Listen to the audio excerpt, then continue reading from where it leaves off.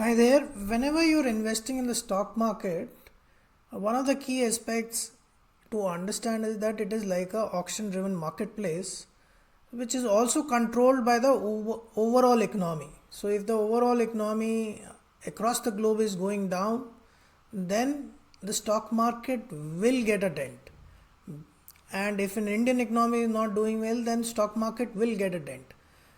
And at the same time you should be able to ride different cycles, and that is why what is extremely important for you is to ensure that you are not just diversifying the portfolio, you are diversifying it with right understanding and picking up the right industries and at the right time. And there are sectors which are all weather sectors. So take for example FMCG, or for that matter IT or pharma. Independent of how the economy is doing, people will spend money on their healthcare. People will spend money on their daily needs, and that is why FMCG and pharma kind of sectors are kind of defensive sectors. So they are all weather sectors, and whenever the markets go up and go down, they are following the trend, but they are still not beaten down the most, and probably they are not the ones which rise the most also. Similarly, there are sectors which are cyclical. Now an infrastructure kind of a company, when people are buying houses, if the economy is going up, there is optimism, then housing does very well, and so does realty. And that's why some of these sectors are classified as cyclical. And then there are sectors which are in between, so cyclical sectors and defensive sectors like the banking sector, which people will use as a service, but because they are in between the value chain, there will be relatively neither on this side nor on that side, because they're somewhere in between, and that's where the sensitive sectors come into play. Now that's why it's extremely important to have a view, make sure that your portfolio is aligned, and you make your decisions based upon how the sectors are performing, how the economy is doing.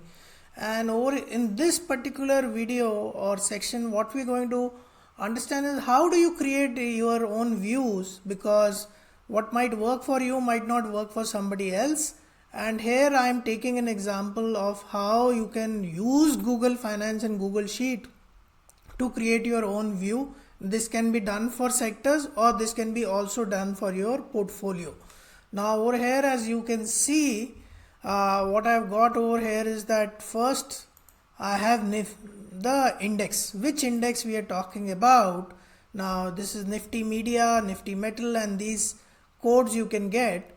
And then we have classified these sectors. So metal, auto, infra, media and realty, they have been classified as cyclical sectors. As I was mentioning, that the economic downtrends or uptrends have huge impact on these sectors because they are capital intensive.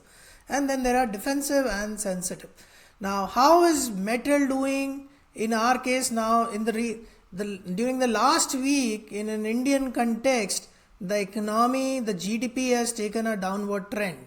What was expected was 7%, and what has come out in the reports is 5.4%. So there was already a little bit of downtrend forming, and to a certain extent what we can expect in the days to come is that this downtrend will further impact most of the sectors, and that's why you need to rebalance your portfolio, and this view can help you in doing that. Now when you are trying to leverage Google Finance, the first and foremost is that you need to make sure that you're talking in context of which particular stock exchange it is, whether it is index or whether it is a particular stock. So in this case, since we're talking about index NSE, this particular concatenate has given us the code that Google Finance accepts for this particular index. And when I use the formula Google Finance and just pass on the code that is applicable, in this case index NSE Nifty Metal, it gives me the current level. So that's what it is. That's the simplest form of using Google Finance as a formula. And then the second part of it being that I want to figure out how much of downtrend has already come. So if you really look at it, a couple of months back, immediately after the elections, the market settled around somewhere around 26,000, and there is also euphoria before that. So how much has already metals come down? For me to be able to understand, I have to figure out what has been the 52-week high, and that's what this particular formula gives me. So how you can think of it is that it is actually taking two very core functionalities of Google Sheet. First is of course the Google Finance. Now over here what Google Finance is getting me is a weekly data of high closing for the last 365 days. So what I'm doing is that for Nifty metal for last 365 days I will get the weekly highs, and that is why I'll get 52 rows of data, and that is what this particular formula will give me. That is, give me for Google Finance, it is asking to give me the data for this particular index, that is Nifty metal. Give me the high attribute. It can be high, it can be close, it can be P is not of course at a level of 365, it's current P, but the attribute, what you're looking for, high or close or low, whatever it is. So it is getting me the high for every week for last 365 days, today minus 365 and today's date. So that is why when I'm recording this, it's 1st of December, it is going to get me 1 year of data, and this is at a weekly level. So for every week give me the high, and if I was asking it for a daily, it will give me for daily. Now this is what this formula will return me. It will return me the date and the high, and then what I am doing over here is I am exposing it to another array formula, which is dmax, which is a Google Sheet normal. For any array, it takes in an array and works on a specific column. So that's what is happening over here, that it is working on a column called high, because what Google Finance will return me is date and high, and it is telling that give me the maximum value of high that you find with the criteria of high greater than 0, because dmax works with 3 mandatory fields, that is the entire database, that is what we got as date and high, and then the field being high, and the criteria, because criteria is mandatory, we have given it as a kind of a null criteria that anytime high is greater than 0, which will always be the case. You can look at what the specific syntax is, or you can just download this worksheet which would be available, and you can make a copy and make that work. So that is what will give me the max, and I will get the maximum value for a particular index in this particular column. So that's what we are doing over here. You can also work this out with low, but we have taken it in high because we are primarily looking at this particular sheet as a kind of a check when the markets are going down. But if it's going uptrend, then also you can do the same thing, but you can track it against the lows.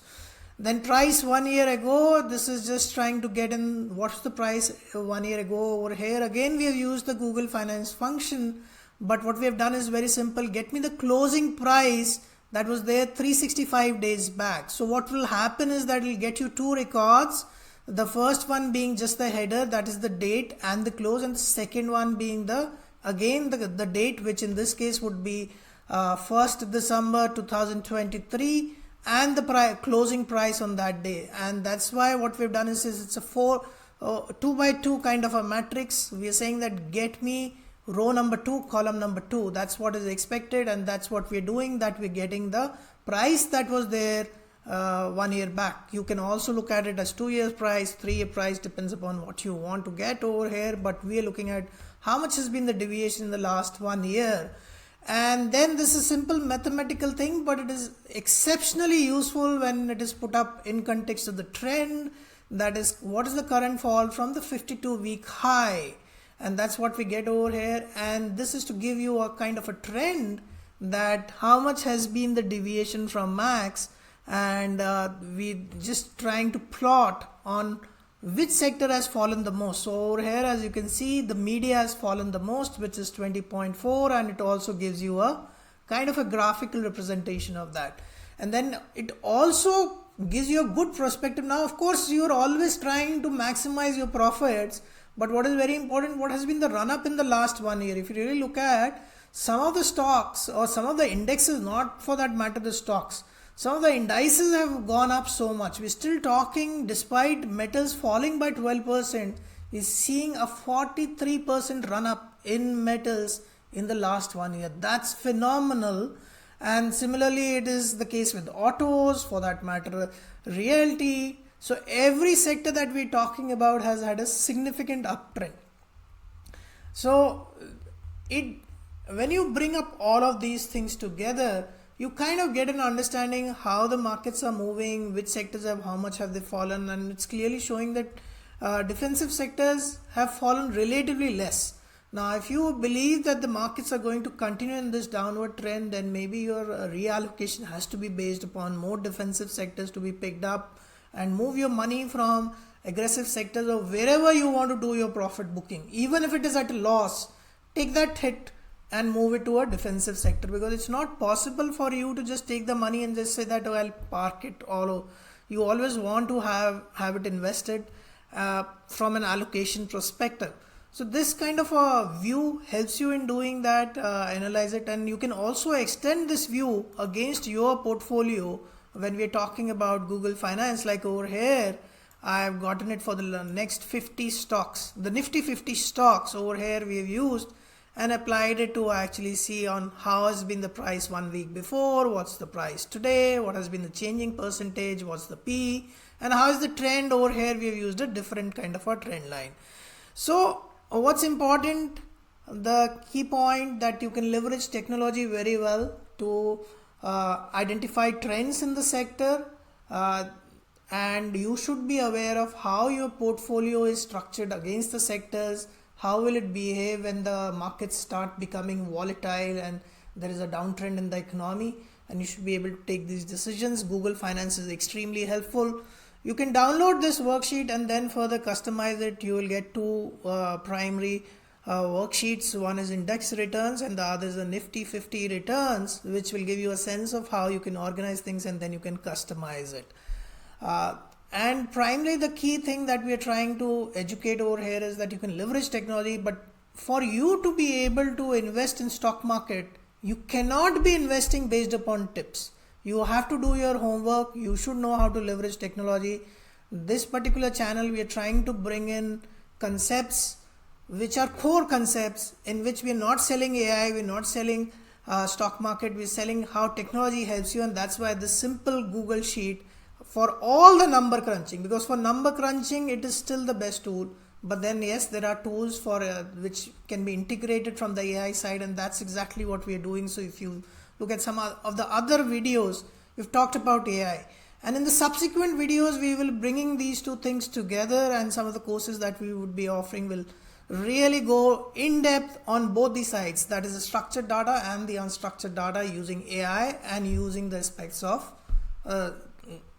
number crunching on Google Sheets. So leverage this, download it, and I'll see you in the next one wherein we bring in more nuggets of data. Bye for now. Thank you.